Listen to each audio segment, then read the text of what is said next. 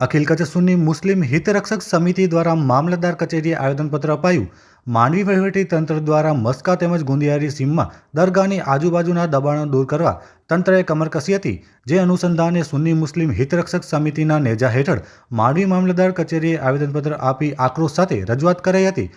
અખિલ કચ્છ સુન્ની મુસ્લિમ હિતરક્ષક સમિતિના નેજા હેઠળ ગઈકાલે માંડવી તાલુકાની બે દરગાહોને ટાર્ગેટ કરી અને તેનો દબાણની ભાષા વાપરી અને ફક્ત મુસ્લિમ સમાજને તંત્રએ ઉશ્કેરવાની કોશિશ કરી છે। તે માટે આજે કચ્છ અને માંડવી તાલુકાના વિવિધ વિસ્તારોમાંથી બધા આગેવાનો અને સમાજના પટેલો અને અખિલ કચ્છ સુન્ની મુસ્લિમ હિતરક્ષક સમિતિના માજી હોદ્દેદારો બધા હાજર રહ્યા હતા અને ડેપ્યુટી કલેક્ટર સાહેબને અને મામલતદાર સાહેબને આવેદનપત્ર રૂપી બાંહેધરી લેવામાં આવી હતી। આવેદનપત્રો ઘણા અપાય છે ને જાય છે, પણ સાહેબ પાસેથી બાંહેધરી લેવામાં આવી હતી કે સાહેબ આવા અછન્ય બનાવો બનાવી તમે બે કોમો વચ્ચે ક્યાંક ને ક્યાંક વૈમનસ્ય ઊભો કરવાની કોશિશ કરી રહ્યા છો, તે મહેરબાની કરીને બંધ કરો। કારણ કે આજે દબાણની વાત કરતા હોઈએ તો દબાણ તો કંઠાની ઉપર હજારો સૈકડા છે। અમુક ગામોમાં તો 150 મકાનો પર દબાણ દરિયાકાંઠા ઉપર છે।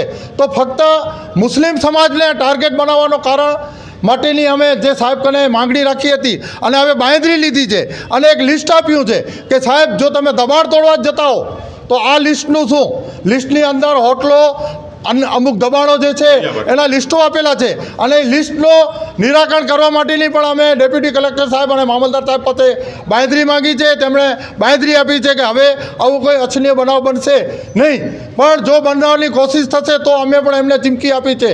આજે શાંતિથી અમે 1 કલાકનો અહીંયા આમરણ ઉપવાસ માટેની જે આપી હતી તેના માટે અમે શાંતિથી બેઠા હતા અને જે નિરાકરણ થયો તે પણ સુખદ છે। પણ ગઈકાલની જે ઘટના હતી તે ખરેખર કચ્છની કોમી એકતાને તોડવા માટેના સંપૂર્ણ પ્રયાસ છે અને તેને અમે સખ્ત શબ્દોમાં વખોડીએ છીએ। બિલકુલ નહીં, બે કોમો વચ્ચે વૈમનસ્ય ઊભું કરવા માટે તંત્ર પોતે બોખલાઈ ગયેલો છે। એક છાપાની અંદર આવે છે કે પોલીસે તોડાવ્યું છે અને બીજા છાપાની અંદર આવે છે કે તંત્રને ઉપરથી, અત્યારે મામલતદાર સાહેબ સાથે જે ચર્ચા થઈ કે અમને ઉપરથી ઓર્ડર છે, કોઈ જવાબ આપવા માટે એમની પાસે શબ્દો નહોતા।